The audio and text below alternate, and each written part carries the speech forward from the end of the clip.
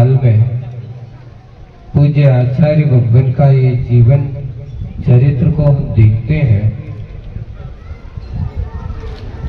तो उन्होंने अपना मार्ग प्रशस्त किया, लेकिन कितने जीवों का मार्ग प्रशस्त किया है। आज भारत का प्रत्येक व्यक्ति जैन समाज का बस तो जैनेतर समाज में भी पूरे देश में जब ऐसे गुरुदेव का देह का विसर्जन करते हुए, इस देह का त्याग करते हुए अपनी उस संयममय यात्रा के अगले पड़ाव की ओर बढ़ जाते हैं, तो सारी धरती पर वे आस्था के केंद्र, वे भक्ति के केंद्र जो आचार्य गुरुवर विद्यासागर जी महाराज थे, उनके लिए पूरे भारत में एक शुद्ध का वातावरण होता है। देश विदेश तक जहां तक भी लोग सुनते थे तो ऐसा लगता था कि जैसे कि भारत से उनकी एक पवित्र प्रातःकाल स्मरणीय, प्रातःकाल जिनके नाम से जिनकी शुरुआत होती है, उनका इस देश से विदाई का दिवस लोगों को बहुत शोक का, खेद का कारण हुआ। लेकिन बंधुओं, संसारी आत्माएं जितने भी यहाँ पर हम आए हैं, आप भी आए हो, मैं भी आया हूं, पूज्य आचार्य भगवान ने भी वही किया जो स्वभाव से है, क्योंकि जन्म अगर है तो मरण तो पक्का है। कहते हैं कि एक सिक्के के कितने पहलू होते हैं? दो। वैसे ही एक पहलू जन्म का है तो दूसरा पहलू किसका है? मरण का है। ये सत्य है, शाश्वत है, ये कभी किसी से मिट नहीं सकता, मिटाया नहीं जा सकता, क्योंकि ये कर्म भूमि की विशेषता है। जो जन्मा है उसका मरण तो एक दिन निश्चित है, लेकिन ये बीच का जीवन जो है अपनी स्मृतियों को संजोने के लिए, ये बीच का जो समय है वो अपने आप को संभालने के लिए, बीच का जीवन जो है जो अपने आप को सुधारने के लिए। आचार्य भगवान को आज हम सब इतना स्मृति उनकी याद क्यों कर रहे हैं? क्योंकि उन्होंने जन्म के सत्य को समझा है तो मरण के सत्य को भी समझा है। अंतर कितना है? देखिए, मरण और समाधि मरण में अंतर क्या है मालूम है? मरण तो संसार में बहुत सारे जीव करते हैं, लिखा है उसमें, आचार्य जी ने बताया था कि देखिए, मरण जो है, जो व्यक्ति मरते समय आर्तरौद्र ध्यान के साथ मेरा तेरा करते हुए, रोते हुए मरता है, उसका नाम है मरण। अब मैं जा रहा हूं, अब मेरा क्या होगा, तुम्हारा क्या होगा, दूसरों की चिंता करता है? ये नहीं कहता है कि नहीं भाई ये तो सत्य है, ये शाश्वत है, ये कभी रुकने वाला नहीं है, लेकिन वो रोते रोते जाता है, दूसरों को भी रुलाता है, क्योंकि जब सामने वाला रोएगा तो सामने वाला भी उसको रोते हुए देख करके उसकी आंखों में भी बहुत दुखी है। क्या करें, कोई रोक नहीं सकता। यहाँ तो कितना भी ही मणि मंत्र तंत्र बहु होई, मरते न बचावे कोई वाले सूत्र को कितना भी पढ़ने पर कोई भी यहाँ पर रोकने वाला नहीं है। लेकिन समाधि मरण किसको कहा जाता है? ये आचार्य गुरुवर विद्यासागर जी महाराज की उस चरित्र से सीखिए, महान आत्माओं से सीखिए। लोग संसारी आत्मा क्या कहते हैं?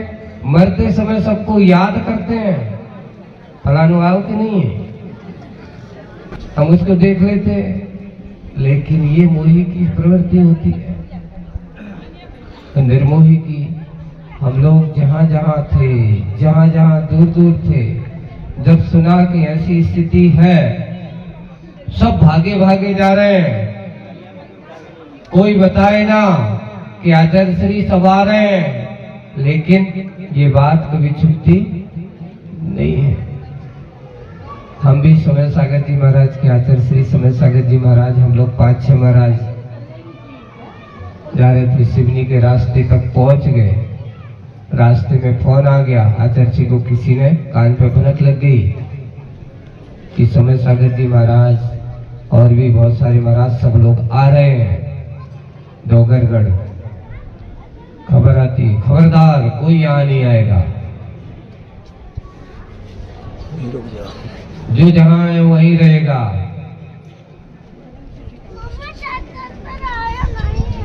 ये है ज्ञानी का स्वरूप। मोह के वातावरण से शिष्यों को एक, उन्होंने कहा शिष्य जो है वो अपना कर्तव्य करता है, गुरु अपना कर्तव्य करता है। मोह के वातावरण को, मोह के संबंध जोड़ने के लिए गुरु शिष्य का संबंध नहीं होता। गुरु जी का यही सिद्धांत है। जब हम लोग 2022 में आचार्य श्री के पास कुंडलपुर महामहोत्सव का कार्यक्रम जब हुआ, तो आचार्य श्री कहीं भी घूम फिर के एक सूत्र देते थे कि देखो भाई, अब मैं तो बूढ़ा हो गया, देखो भाई मैं तो क्या हो गया। तो हम लोग कहते थे आचार्य श्री आप उल्टा बोल रहे हो, आप ही कहते थे कि जो जवानों के साथ रहता है वो कभी बूढ़ा नहीं होता। एक बार आचार्य श्री ने कहा था कि अगर बूढ़ा व्यक्ति भी जवानों के बीच में रहे तो वो भी क्या होता, जवानों जैसा रहता है। क्योंकि आप तो कभी बूढ़े हो ही नहीं सकते, क्योंकि हम सब अभी क्या है, आपके बीच में है। बोले कि जो तो सत्य है तो है ही। बस यही कहना चाह रहा हूं कि अब शरीर जो है ढलान पर हो गया है। आप सब लोग मुझसे ज्यादा अपेक्षा मत रखिए।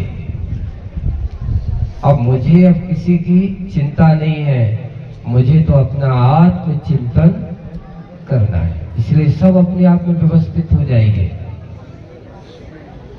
सभी महाराजों को एक ही सूत्र है।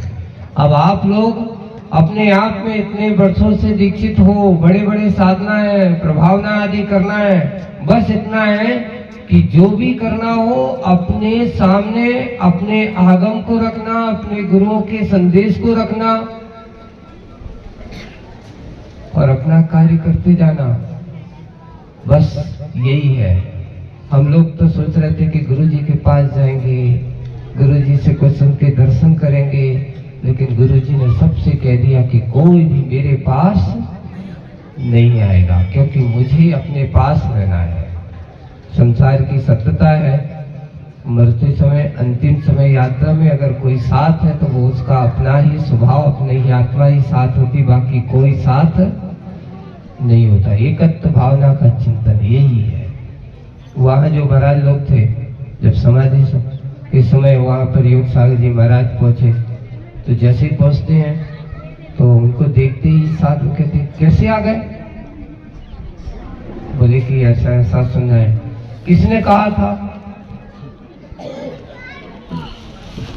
ये में तो महाराज कहते इसमें कहने की क्या जरूरत, हम लोगों का भी तो कुछ कर्तव्य होता है कि नहीं होता है। ये ऐसे समय में हमारे लिए आपको नहीं कहने, फिर आखिरकार आचार्य श्री ने उनके कहने पर आप विकल्प ना करिए, आप अपने आप में रहिए, हम अपना काम करेंगे, आप अपना काम करिए। अब उन्होंने कहा अब तुझे आ गए, और कौन आ रहा है? क्योंकि अगर आप आ गए हो तो कोई ना कोई तो आ रहा होगा। फिर मैं जो चाह रहा हूं वो तुम लोग समझते नहीं हो। मुझे एकांत थी, मुझे शांत थी। ये है हमारे गुरु जी, ये है हमारे आचार्य भगवान।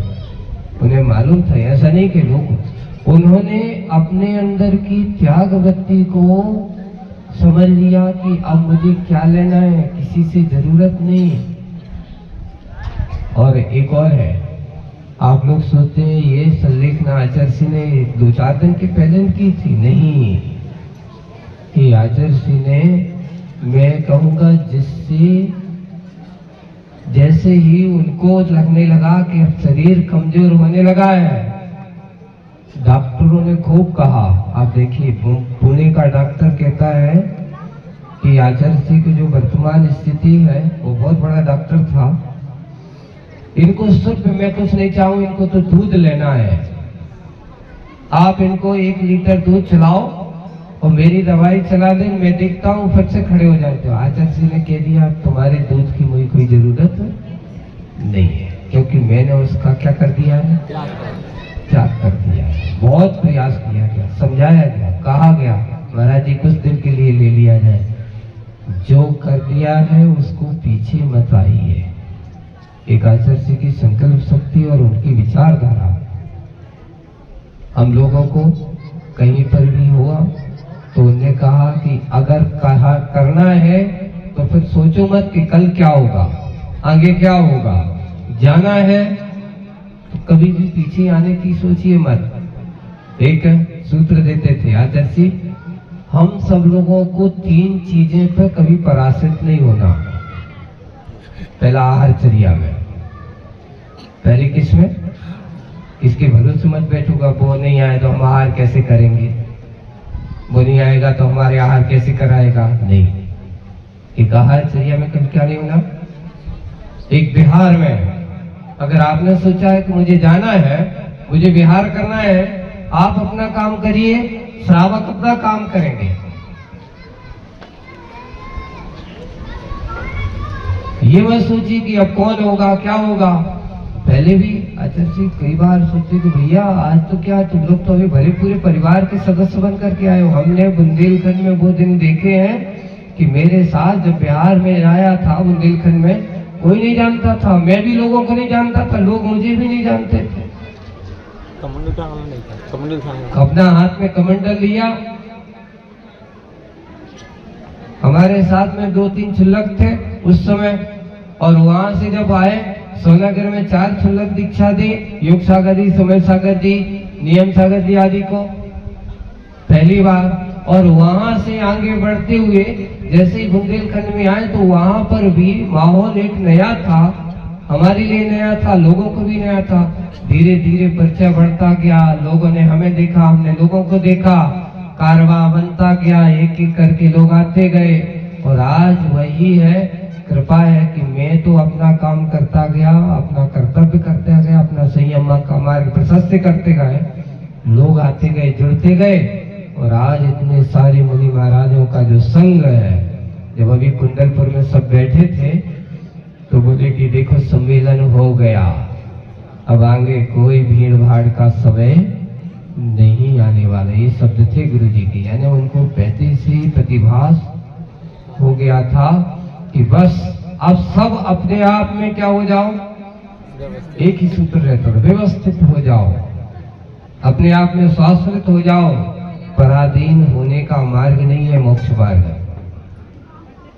ये हम सबके लिए पूज्य आचार्य भगवान का ये उपदेश, आज उनका 1 साल कैसे व्यतीत हो गया पता ही नहीं चला।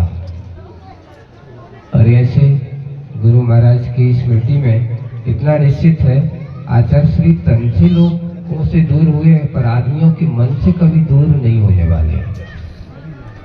आस्था हमारी उनसे जुड़ी हुई है। वो कभी उनके दिए हुए सूत्र जब भी कभी होता है, याद आता है, तो वे हमसे अपने आप में और हम सबसे बिल्कुल नजदीक होते हैं, ये महसूस नहीं होता। यहाँ जब आचार्य जी का 17 फरवरी 1996 में तारंगा तपोवन में आगमन हुआ था, एक ही बहुत बड़ा एक इतिहास है। क्यों गुजरात का ये तपोवन जो बना, होता क्या है, पहले आचार्य श्री के पास यहाँ गुजरात के बहुत सारे लोग, गुजराती लोग और महाराष्ट्र से मुंबई आदि के लोग आचार्य श्री के पास पहुंचते थे। आचार्य श्री, हम आप जैसे मुनि तो नहीं बन सकते एकदम, क्योंकि गुजराती भाई मुनि बन जाए ऐसी खेल थोड़ी है। एक मारवाड़ी और एक गुजराती है ना, ये मुनि बन जाए समझ लेना बहुत बड़ा कार्य है, बहुत भूमिया है। आचार्य क्या कहते थे, भैया ये लोग भोग भूमि में रहने वाले हैं, है ना, सुविधा संपन्न लोग हैं, ये लोगों को संयम के मार्ग पर लगाना बहुत कठिन काम है। फिर भी जितना है कम से कम श्रावक की व्रतों को भी स्वीकार कर लेते तो इतनी बहुत बड़ी बात है। तो बात क्या हुई, वहां से आचार्य के पास जब यहाँ के लोग जाते थे, आचार्य हम लोगों को धर्म ध्यान के लिए कोई स्थान चाहिए, कोई अच्छी जगह हो, हम लोग चाहते हैं कि गुजरात में कोई अच्छी जगह बन जाए। तो जब 94 में आचार्य का चतुर्मास रामटेक में हुआ, अब लोगों का आग्रह था, ब्रह्मचारी राजेश यहाँ पहले से गुजरात में था, आचार्य के पास आए और आचार्य जब रामटेक में थे तो वो गया, देखो एक दिन चर्चा करते हैं कि देखो गुजरात के लोग आते हैं, बार बार ये कहते हैं कि हमें कोई सिद्ध क्षेत्र के आसपास कोई धर्म ध्यान का स्थान चाहिए, अब लोगों को कुछ ऐसा बन जाए जिससे कि हम लोग वहां रह करके क्या कर सकें, धर्म ध्यान कर सकें।